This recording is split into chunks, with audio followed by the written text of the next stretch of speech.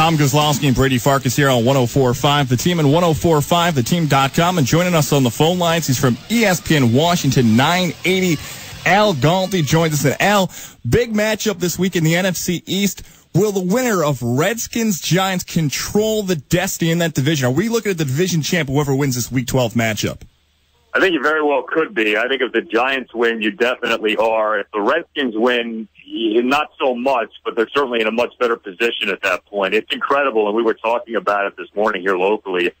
The state of the division is such, you got two non-winning teams playing on Sunday, and the winner goes into December leading the division. It's pretty incredible. I don't know if the division has ever been in this weekend of a state, but hey, as Redskins fans, we will take it. How are Redskins fans embracing Kirk Cousins now? I look at Cousins, and he's one of the most interesting quarterbacks, I think, in the entire National Football League the past years. We've seen Robert Griffin III be so popular in the nation's capital. Then, because of what he did on the field, fans started to turn on him. Cousins was kind of there in the mix. Are Redskins fans now embracing Kirk Cousins as maybe their quarterback of the future? It's funny. There basically have been two factions of the fan base the last few years. One faction is RG3 or die, and so no matter what happens, they've wanted him to remain the guy. It's everyone else's fault other than his, and that he should be continued to be used as the number one quarterback. And then another faction has been, no, Robert, for many different reasons, isn't the guy he was in 2012. And so Kirk needs to be looked at as the guy because in this offense, he is the best option, and it's really not even that close, especially when you go in Kirk versus Robert. Kirk versus Colt McCoy actually is an interesting discussion, but Kirk Robert in this offense at this time, it's a no contest. And so you sort of have had these two factions of the fan base. Robert, in many ways, through no fault of his own, has become one of the more divisive players in Redskins history. So to answer your question, there are some fans who've been very open and very welcoming of Kirk, and there have been some fans who, it's almost like they're not even Redskins fans. They're more Robert fans than they are Redskins fans. And it's incredible some of the feedback I'll get on our post-game show where Kirk has a bad game, and there's a lot of, see, I told you so, as opposed to, agonizing over the fact that the Redskins have lost again. But that's kind of where we are right now with this quarterback situation. It's one of the more unique ones. There's a lot of history behind it. There's a lot of politics behind it.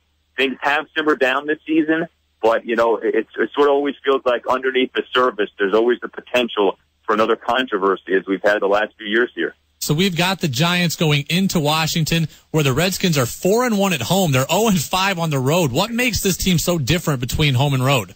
Yeah, I think it's as much about the competition as anything.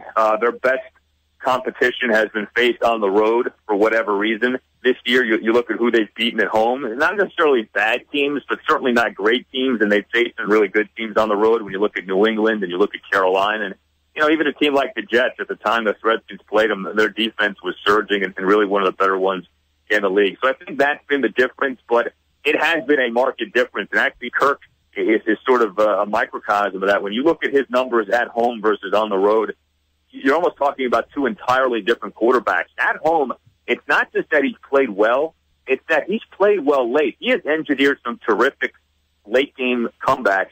When you look at the win over Philly, the win over Tampa Bay was the greatest come-from-behind win in the history of the franchise. He's done some things this year that have really made you shake your head at home. And then on the road, it's been a different story. And not always his fault necessarily, but his worst games have come on the road. When you think about at the Giants, at the Jets, at Atlanta, and this game at Carolina, where last Sunday the offense across the board was just terrible. We talk about the quarterback controversy in Washington. What's up with the running back situation? Alfred Morris was a guy who exploded on the scene a few years ago. Looks like he's fallen out of favor in addition to battling some injury there. Yeah, it's been a really weird situation. The reality is the Redskins have not run the ball successfully, consistently since the Shanahans left. You got to go back to the 2013 season for the last time the running game was consistently good. Last year was middle of the pack, and this year, after a great start, weeks 1 and 2, the Redskins were awesome in the run game. Ever since then, they've been very underwhelming, and really, when you look at it, 5 of the last 6 games have been putrid from a ground game standpoint. Their running game in the loss at Carolina was borderline worthless, and I'm not exaggerating when I say that. 12 carries, 14 yards. They had nothing going on with that. Specific to Alfred Morris, everyone loves him. He's a very good guy, durable. He keeps his mouth shut. There hasn't been a hint of controversy with him over the years. But when it comes to breaking tackles, He simply is not doing that this season as he has in recent seasons. When it comes to predetermining holes, he's been guilty of that on occasion. But overall, the struggles on the ground are a function of many different things. Like, we've had this discussion a million times locally where you want to sort of point the finger at one or two things, and you really can't do that. The backs haven't done a good enough job of hitting their holes and breaking tackles. The offensive line hasn't done a good enough job of sustaining blocks. And the tight ends, who were bad in the blocking department last season, really haven't been much better this year. They've had their moments, but I'll give you an example of Derek Carrier, who they traded for during training camp. He had missed assignments on each of the Redskins' first 3 running plays last Sunday. And so it's been things like that that have contributed to this woeful state. They brought in Bill Callahan, who was obviously terrific with Dallas last year and masterminding that ultra-successful running attack. And like I said, when you put aside weeks 1 and 2, the ground game has been probably the biggest disappointment of this football team. Tom Kozlowski and Brady Farkas here on 104.5, the team at 104.5theteam.com, and joining us, he's a host for ESPN Washington 980, Al Galdi. And Al, how do the Redskins slow down Odell Beckham Jr. for the New York Giants? They're in trouble.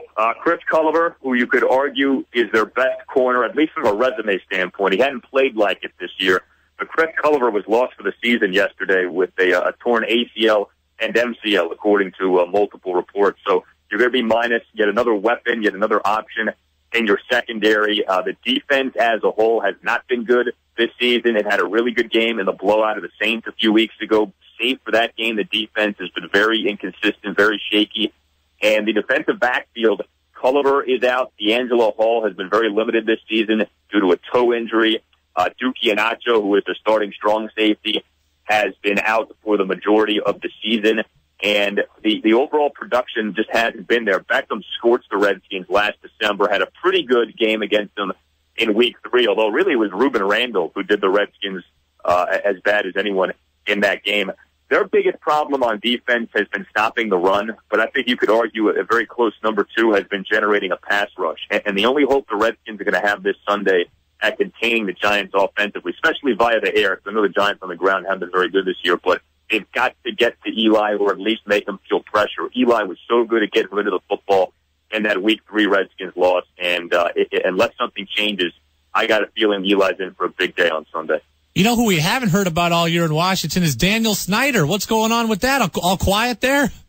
Yeah, Dan Snyder, when he hired Bruce Allen in December 2009 and then Mike Shanahan the following month, with the exception of the RG3 situation, and that is a big exception, I will grant you that, but the sort of the meddling Snyder, the hands-on Snyder, the Snyder who needs to be involved in every little thing, that Snyder really has not been in existence now for a number of years. Now, he grew close with RG3, and that in many ways contributed to the downfall of the RG3-Mike Shanahan relationship. So for me to sit here and tell you he's totally uninvolved and that the Redskins' struggles have had to do with other factors, can't say that. That has been a factor. But in terms of the day-to-day operations, in terms of like draft choices and who should be re-signed and who should be let go and free agent acquisitions, that's not Dan Snyder's territory anymore. They brought in Scott McCloughan to serve as a general manager this past offseason. Bruce Allen has been moved up to team president and is essentially sort of like a middleman between player personnel and ownership. And so that's kind of his role right now. And so the Dan Snyder factor, while it is a factor and probably always will be a factor, there are a number of other reasons why the Redskins have struggled in recent years. And I get a kick out of it sometimes locally because people just want to pin it all on him.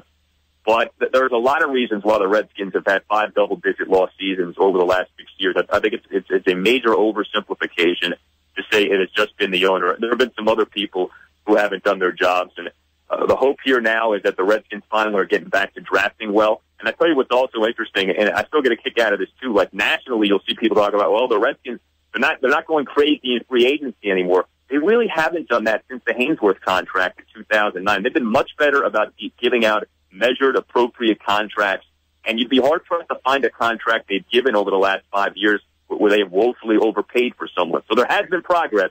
We just have not seen it on the field, especially these last few years. The hope is over the final 6 games of this season, you see this team make a run at the division. Tom Kozlowski and Brady Farkas here on 104.5theteam.com, and joining us, he's a host for ESPN 980 in Washington, Al Galdi. Al, we know how important Giants and Redskins is this weekend. But I got to talk about something that happened last weekend. I know you're a big WWE fan. Survivor Series was this past weekend. The ratings come out for Monday Night Raw. It's the first time, I think, in 18 years. Less than 3 million people watched.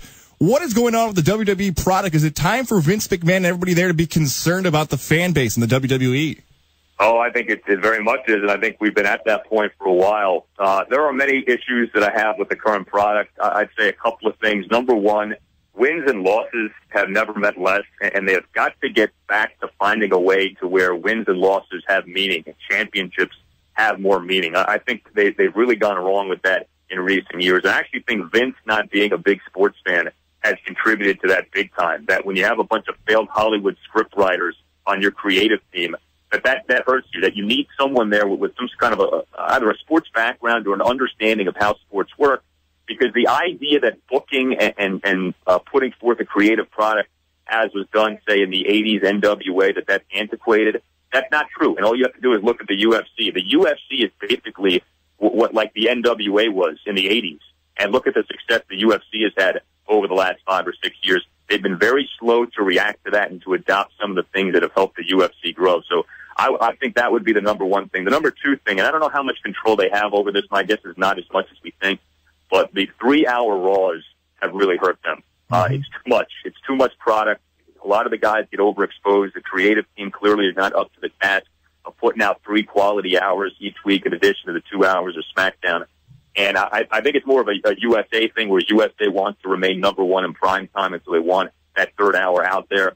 But I would think, gun to his head, Vince would tell you, we're better off with 2 hours on Monday nights as opposed to 3. So I think those two things are really hurting them, and they've done a bad job at creating new stars, and that's really damaging them, especially when you consider the current landscape with Cena out due to injuries, Cesaro, Seth Rollins. They just don't have the horses to emerge, and they seem to be very shy about creating new stars. You see the way the fans react to a guy like a Cesaro or a Kevin Steen, and for whatever reason, they're unwilling to go all the way with those people. And now he knows football, he knows the WWE. Don't be surprised if at Al Galdi, Galdi, if more tweets start coming in from Albany, especially from a guy named Tom Goz. If you see your timeline, if you see I welcome that. If you see the timeline lighting up, let him know. Host for 980 ESPN. I'll be talking to him more for sure. WWE and everything NFC East. Al Galdi. Al, thank you so much for taking the time with us here in the Capital Region. We'll talk again soon. Take care. Enjoyed it very much. Thank you.